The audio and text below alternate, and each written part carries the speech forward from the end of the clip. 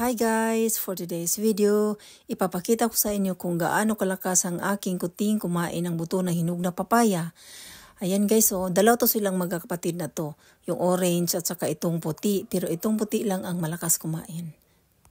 Ngayon ko lang talaga to siya napansin guys na kalakas palang kumain. Kasi dati, pag ako'y kumain ng hinog na papaya, tinabi ko lang yung balat at saka yung buto.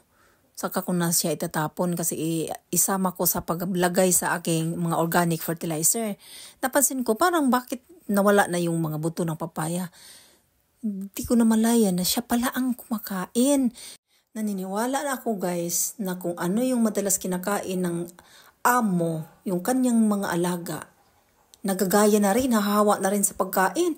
Madalas kasi ako nakakain ng mga papaya, mga kamote, at ayan yung aking mga pusa at aso mahilig din kumain. Kaya tingnan natin guys kung kaya ba niyang ubusin yung lahat ng buto na yan. Kasi maliit pa to kuting pa to Tingnan natin guys kung kaya ba niyang ubusin. Pakiabangan, pakipanood hanggang dulo. Maraming salamat!